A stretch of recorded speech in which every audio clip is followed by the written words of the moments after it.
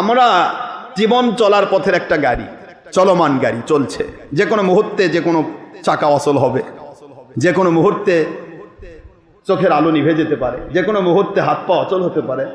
কিন্তু আমার মালিক কুদরত থেকে সেটিং করে দিয়েছেন, আর এগুলি কিভাবে সুস্থ থাকবে ওই ব্যবস্থাপনা আমার আল্লাহ পাক নিজেই সেটিং করেছেন। সেই ব্যবস্থাপনার মধ্যে একটি ব্যবস্থাপনা নামাজ। আপনার জীবনের আমার জীবনের সবচাইতে বেশি সঞ্জীবনী শক্তি, এই শক্তি পাওয়ার যোগান, যে পাওয়ার, সেটার নাম রূহ। নাম কি? এর জোরে বলতে হবে কি? রূহ। রূহ, এ রূহের পাওয়ার যোগান কে? ইয়াসআলুনাকা আনির রূহ কুলির রূহু মিন আমরি রাব্বি। আমার নবীজি পাক সাল্লাল্লাহু আলাইহি ওয়াসাল্লাম ওই মানুষগুলি আপনাকে জিজ্ঞাসা করছে রূহ সম্পর্কে। আপনি বলে দেন রূহ হলো তোমার রবের হুকুম। তিনি হুকুম করেছেন, আছে অটোমেটিক নার্ভাস সিস্টেম বা স্পাইনাল কর্ড চলমান। আমার মালিক হুকুম করবেন, রূহ বের হয়ে যাবে, অটোমেটিক নার্ভাস সিস্টেম বা স্পাইনাল কর্ড অফ হয়ে যাবে, পুরা শরীরটা ডেড বডি হয়ে যাবে। জোরে বলুন সুবহানাল্লাহ। এই রূহ হলো আল্লাহর দেওয়া হুকুম। সেই হুকুম এমন এক পাওয়ার, এই পাওয়ার যতক্ষণ ভিতরে আছে আপনার শরীর সুস্থ। এই রূহের খোরাক মন দিয়ে শুনবেন, রূহ পাওয়ারফুল হয় আল্লাহর ইবাদতে। মন দিয়ে শোনেন, রূহ পাওয়ারফুল হয় কি দিয়ে? একটু জোরে বলেন। রূহ পাওয়ারফুল হয়, রূহ সুস্থ থাকে আমার আল্লাহর হুকুম পালন করার ভিতরে। রূহ সুস্থ থাকে, ভালো থাকে, পাওয়ারফুল থাকে, শক্তিশালী থাকে আমার মালিক খলিক রবের ইবাদতের ভিতরে। এই জন্য দুনিয়াতে একেবারে কৃষকাই দুর্বল মানুষ যদি হয়, আমার আল্লাহ পাকের ইবাদতে যারা মশগুল হয়ে যায়, ওই মানুষগুলি তারা শারীরিকভাবে সবসময় সুস্থ থাকে। আর যেই মানুষগুলি আল্লাহর ইবাদত থেকে দূরে সরে যায়, ওরা ফেরাউন নমরুদের মতো বিশাল বলিষ্ঠ শরীর অধিকারী হলেও সুস্থ থাকতে পারে না। কারণ রূহের পাওয়ার বাড়ে আল্লাহর হুকুমে। আল্লাহর হুকুম যত বেশি আপনি বাস্তবায়ন করবেন, আপনার রূহের পাওয়ার তত বেশি বাড়বে। রূহের পাওয়ার যত বেশি, আপনার দেহের পাওয়ার তত বেশি। রূহের পাওয়ার নাই, আপনার দেহ হয়ে যাবে লাশ। কি হয়ে যাবে? লাশ, ডেড বডি। লাশ মানে লাইসা, এর মধ্যে লাশের শব্দটা হচ্ছে লা শাইউন ফিহি, এর মধ্যে আর কিছুই নাই। লাশের সংজ্ঞা বোঝেন তো? লা শাইউন ফিহি, এর ভিতর আর কিছু অচল। একটা মানুষকে কিনে কেউ কথা কেন, একটা বকরি তো মরে যাচ্ছে, চামড়ার দাম আছে। একটা ছাগল মরে গেল, মুসি গিয়ে চামড়া খুলে নেয়। আপনি মরে গেলে কয় টাকাতে কিনবে? দেখি পেছেন তো, দেখি যে ভাই লাশটা একটু কিনেন ভাই। হ্যাঁ, কিনবে কেউ? কয় ভাই পচা লাশ কিনে কি করবো, বরং তিনটা কাপড় যদি কিনা লাগে তাও তো টাকা লাগবে, একে বহন করে নিতে গেলেও টাকা লাগবে।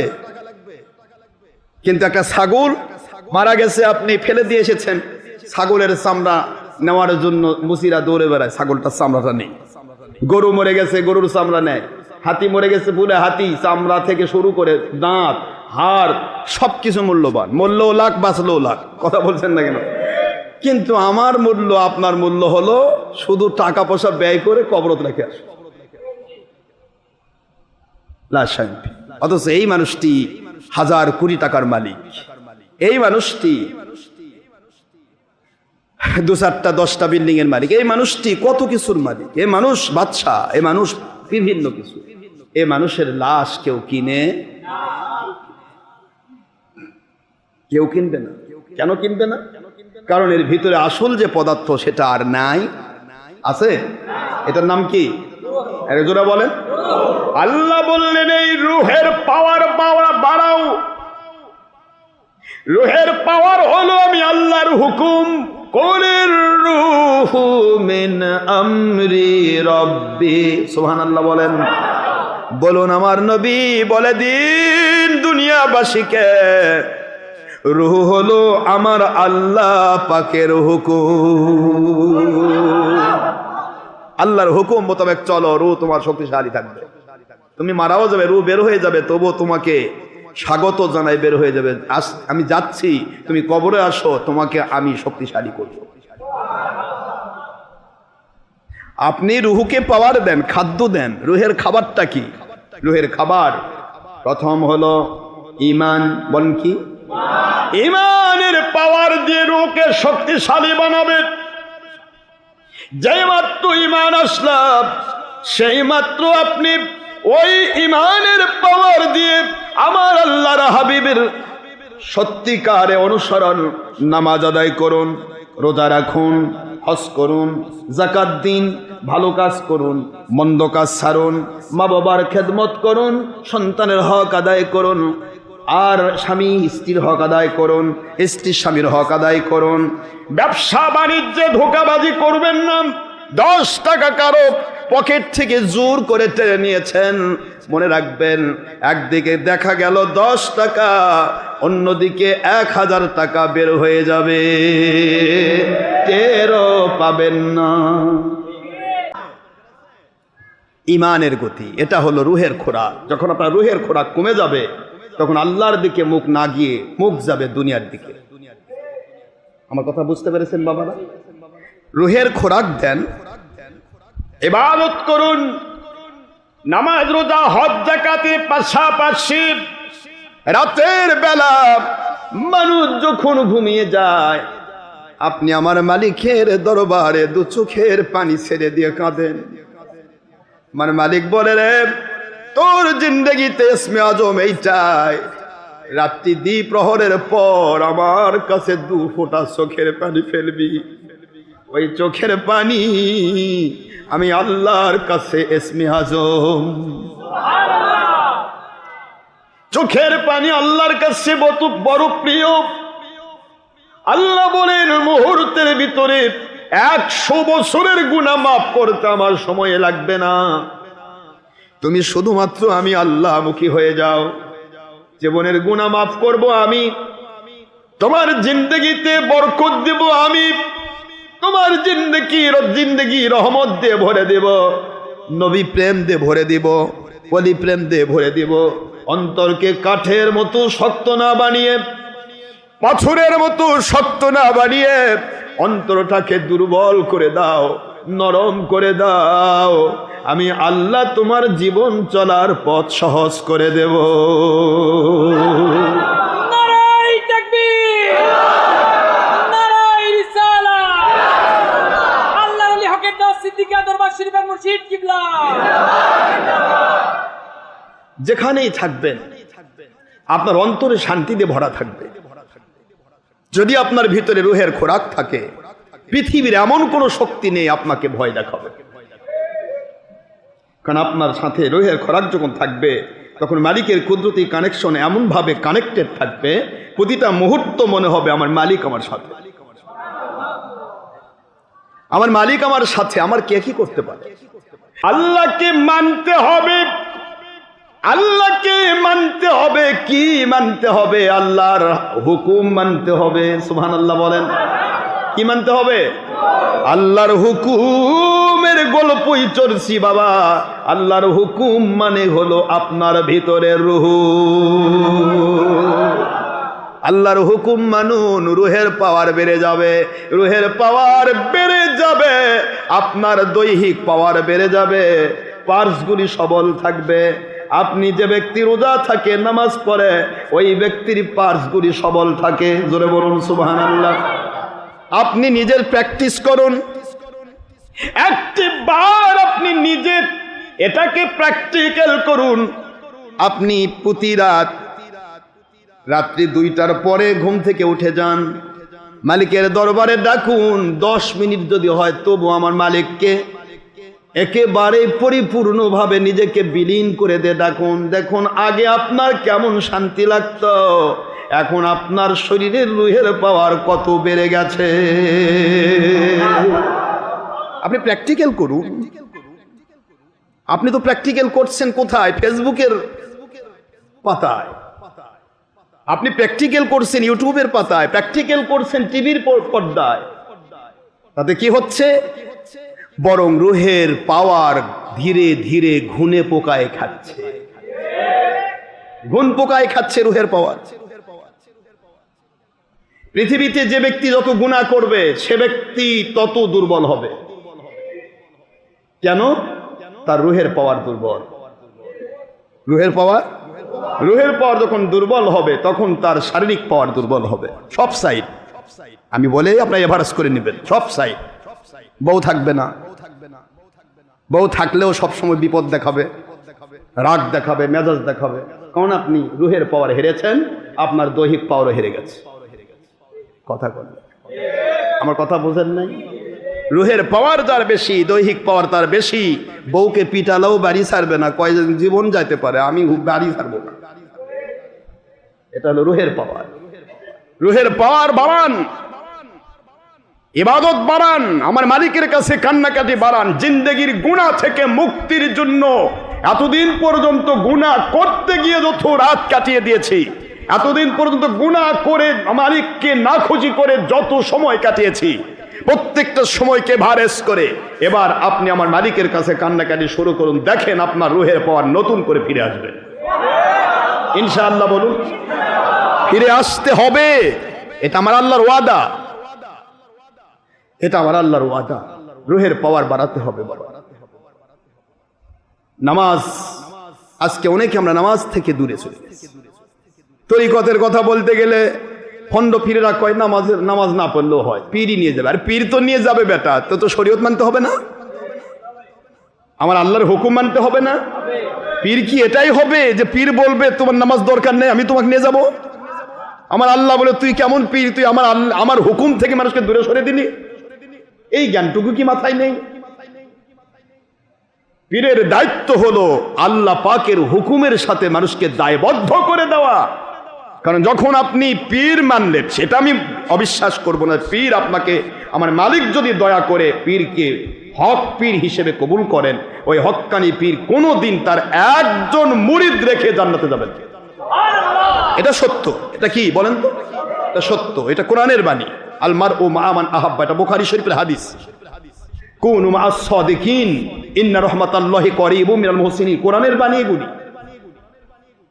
আল্লাহ পাক রব্বুল আলামিন পাওয়ার দিবেন, যে পাওয়ারে একটা হাফিজে কোরআন যদি সত্যিকার আল্লাহওয়ালা হয়, একটা সত্যিকার আল্লাহকে মান্যওয়ালা ব্যক্তি, একটা সাধারণ মানুষ হয়, এই মানুষটাও কিয়ামতে আমার মালিকের দয়া পেয়ে রুহানি কুওয়াতের ভিত্তিতে, তুমি তো রুহানি পাওয়ারফুল ছিলে, তুমি নামাজ পড়েছো, আল্লাহর হুকুম মেনেছো, আল্লাহর রাসূলের সুন্নাহ মেনেছো, কোরআন সুন্নাহর ভিত্তিতে জীবন গড়িয়েছো, হালালকে হালাল জেনে গ্রহণ করেছো, হারামকে হারাম জেনে ছেড়ে দিয়েছো, আমি আল্লাহ তোমার রুহের পাওয়ারের খাতিরে তোমাকে জান্নাত দিচ্ছি এবং তোমার পরিবারের 10 জন জাহান্নামী লোককে নিয়ে তুমি জান্নাতে চলে যাবে। এটা রুহের পাওয়ার। বাবাজিরা আমার, এরপরেও বলবো উলিল আমরের কানেকশন হবে নবীজির সাথে। নবীজি কোনোদিন কাউকে নামাজ পড়া বন্ধ করতে বলেন নাই। নামাজ পড়তে বলেছেন, রোজা রাখতে বলেছেন, হজ করতে বলেছেন, যাকাত দিতে বলেছেন, ভালো কাজ করতে বলেছেন, মন্দ কাজ ছাড়তে বলেছেন। এগুলির উদ্দেশ্য হচ্ছে আমি নবীর কারণে অবশ্যই তোমরা জান্নাতে যাবে কিয়ামতের দিন।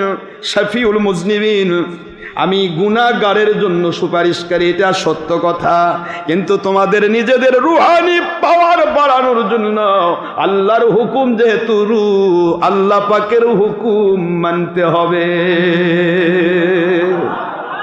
রুহের পাওয়ার তোমাকে বাড়াতে হবে। এই রুহের পাওয়ার যার যত বেশি, তার দৈহিক পাওয়ার তত বেশি, তার মানসিক পাওয়ার তত বেশি। দুনিয়া উল্টে যাবে, ওর মন ভাঙবে না। সুবহানাল্লাহ বলবেন না জোরে? রুহের পাওয়ার যত বেশি, তার প্রত্যেকটা জায়গায় পাওয়ার তত বেশি।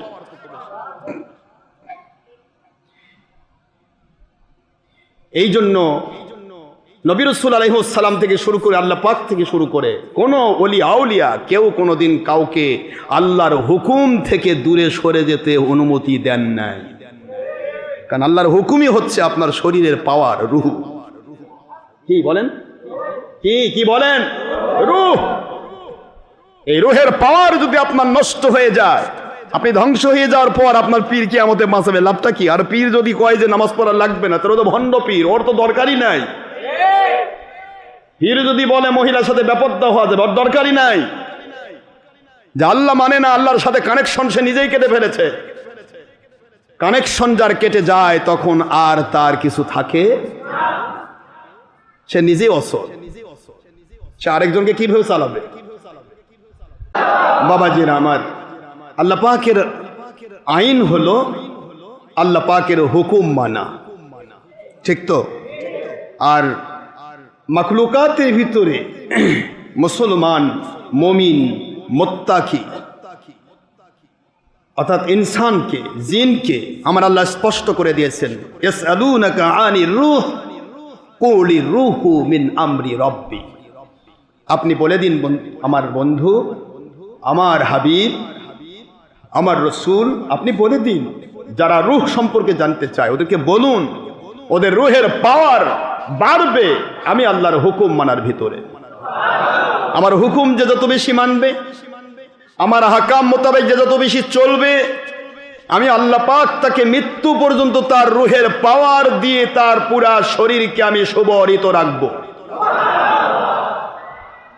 রূহের পাওয়ার দেহের পাওয়ার বাড়ায়।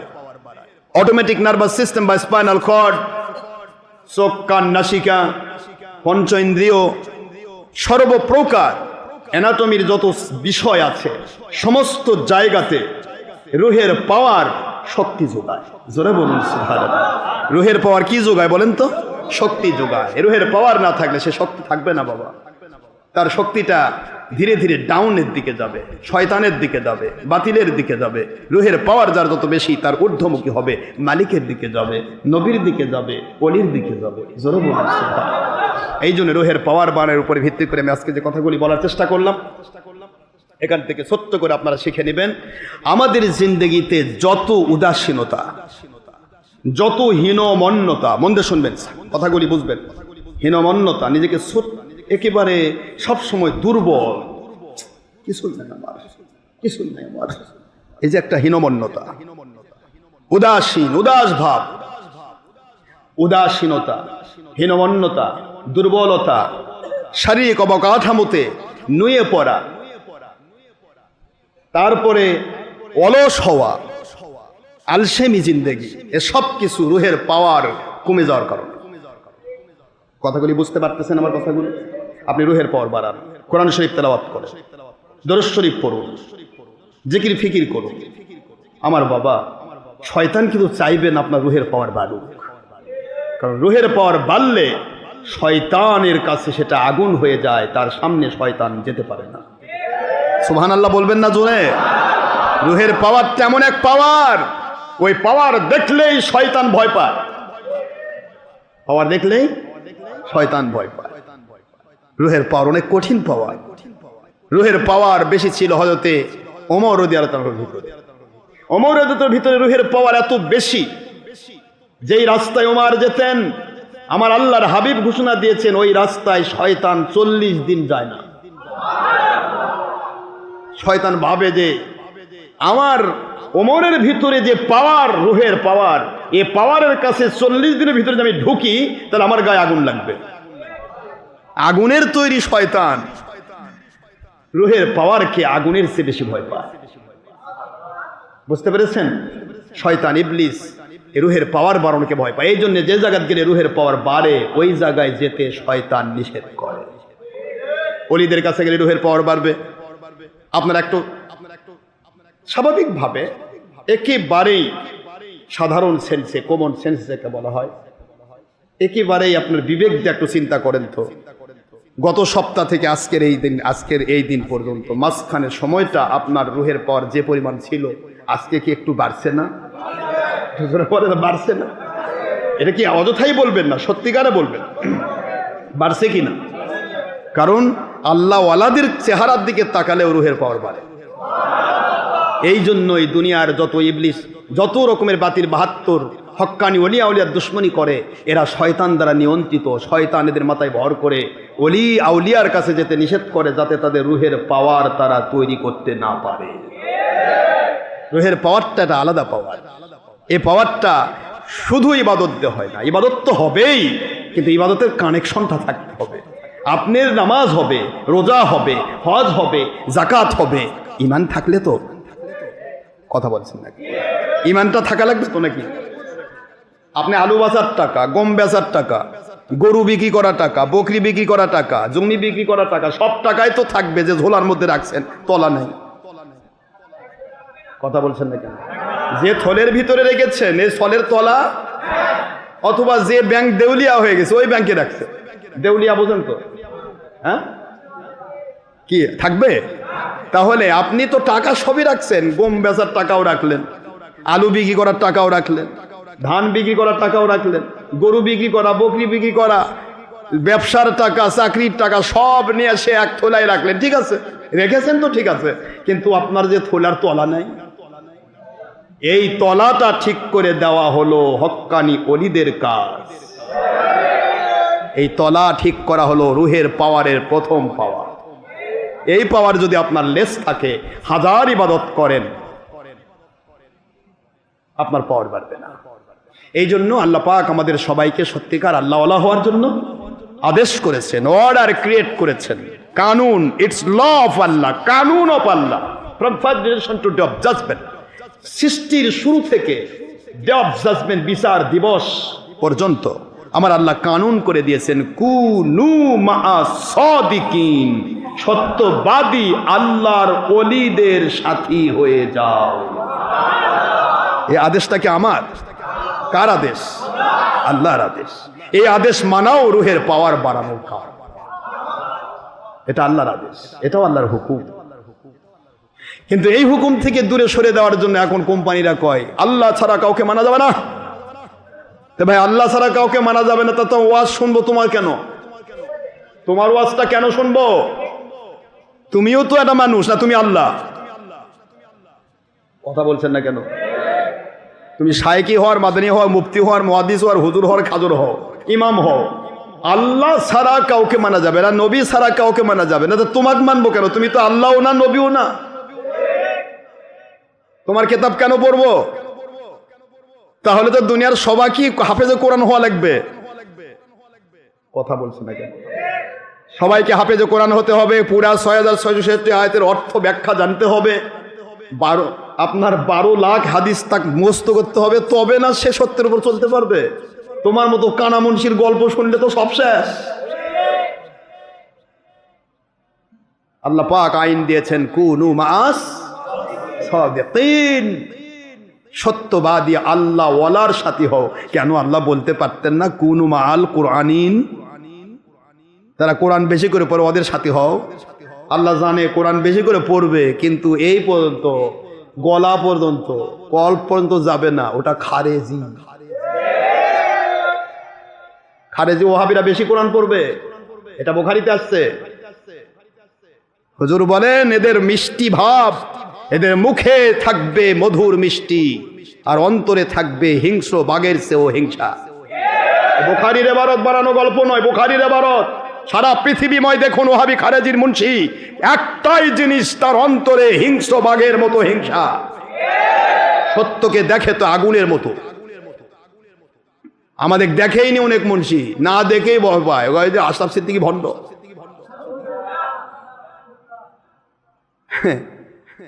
এই ভণ্ড বলনেওয়ালা কিয়া, ওই যে আমি পাহাড়ে গেলাম মাহফিলে, পাহাড়ের এক মুন্সি, ওই এলাকার বড় এই খারেজি মুন্সি, বলে মুফতি আজম।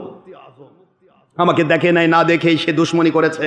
লোকজনকে নিয়ে গিয়ে বলেছে এমপিকে মাহফিল করা যাবে না, উনি আসলে এলাকায় গন্ডগোল হবে। এত কিছু করার পর এমপি সাহেব যখন বলেছে, আমি নিজেও তো ওনার ভক্ত, ওনার মাহফিল আমি নিজেই শুনবো, আপনার ভালো লাগলে শুনেন, না ভুল বাইরে থাকে। পারে না কিছু করতে, তারপরে কান্নাকাটি করেছে, আমাকে একটু বক্তব্য রাখা যায় না? ঠিক আছে, আপনি বক্তা থাকবেন তো ভালো। দ্বিতীয় বক্তব্য বানাইছে। কি বক্তা বানাইছে? হ্যাঁ, দ্বিতীয় বক্তা বানাইছে, এলাকার বড় মুফতি আজম। পাহাড়ে গেছে, তো মুফতি আজম সাহেব মাহফিল করছে, মাহফিল দ্বিতীয় বক্তার ওয়াজ করলো, ওয়াজ করার পরে আমি গিয়ে যখন উঠেছি, ওঠার পর আমাকে দেখছে, দেখার পরে আমি তো গিয়ে বসলাম, সে তো ওয়াজ করতেইছে, এখন তো ওয়াজ শেষ হয়নি, তার টাইম 10টা পর্যন্ত, আমি 10টায় উঠবো, 10টায় সে শেষ করবে। তো এরপরে আমি তো গিয়েছি প্রায় 10:45, এই আধা ঘন্টা, এই 15 মিনিট ধরে খালি আমার ওয়াজ করছে। এই 15টি মিনিট 10:45 থেকে 10টা পর্যন্ত আমার ওয়াজ। কই আমি জীবনে হুজুরক দেখছিলাম না, ওনাকে দেখেই মনে করি বুঝতে পেরেছি উনি আল্লাহর ওলি। সবাই অস্থির, কয় কি মানে সবাই তাক যে ব্যক্তি এত জটলা করলো, এত কিছু করলো, এত হুজুরকে একত্রিত করে এমপির বাড়িতে গেল, বাধা দিল, বাধাতে যখন টিকলো না তখন সে বলল আমিও বক্তা থাকতে চাই। বক্তা যখন হলো তখন আবার হুজুর যখন আসলো, আসার পরে হুজুরকে দেখে হুজুরই বক্তব্য দিচ্ছে 15 মিনিট। সে বলতেছে আমি কোনোদিন দেখিনি, ওনার ভাষা শুনেছি, ওনার জলদ গম্ভীর কণ্ঠ শুনলে একটা মানুষের ভিতরে কম্পন সৃষ্টি হয়। ও নিজেও জানে যে আমার ভিতরে কাঁপে। আমি আওয়াজ শুনে বুঝতে পেরেছিলাম না জানি তিনি কত বড় একটা লোক, কিন্তু ওনার আওয়াজ শোনার মোতাবেক আওয়াজ ভিত্তিক ওনাকে দেখে বুঝেছি আসলে উনি এত ছোট মানুষ, তারপরও অত পেটালা, এত বড় পেট, এত ছোট মানুষ, তারপরেও তার ভিতরে আল্লাহ পাক এত বড় পাওয়ার দিয়েছে, এটা রুহানি পাওয়ার ছাড়া সম্ভব নয়। তার চেহারাই বলতেছে তিনি আল্লাহর ওলি। আমার প্রশংসায় 15 মিনিট, 10টায় শেষ করে দিল, সালাম দিয়ে আমার সাথে সালাম দিয়ে মুসাফা করে বিদায় হয়েছে। পরে আমাকে বলতেছে সবাই হুজুর এই তো নাটের গুরু, এই তো এলাকার মধ্যে বাকি আপনি বন্ধ। আসল কথা হলো যারা বাতিল ফেরকা হয় এদের ভিতরে হিংসা থাকে, এটা হুজুর বলেছেন, এটা বড় তাদের দুর্ভাগ্য। বাতিল ফেরকার মধ্যে হিংসা থাকবে, বাতিল ফেরকার মধ্যে অহংকার থাকবে, বাতিল ফেরকার হিংসার অহংকার তাকে বেয়াদব বানাবে, আর এই বেয়াদব আল্লাহ রহমত এবং হেদায়েত থেকে বঞ্চিত হয়ে জালেম হয়ে যাবে। কথা কি বুঝতে পেরেছেন? আল্লাহু লা ইয়াহদিল কওমাজ জালিমিন, এই জন্য আল্লাহ বলেছেন আমি জালিমদেরকে হেদায়েত দেই না। বাবারা আমার, এগুলি প্র্যাকটিক্যাল কথা, প্র্যাকটিক্যাল, নতুন কথা নয়, প্র্যাকটিক্যাল। আল্লাহ পাক আমাদের সবাইকে বোঝার তৌফিক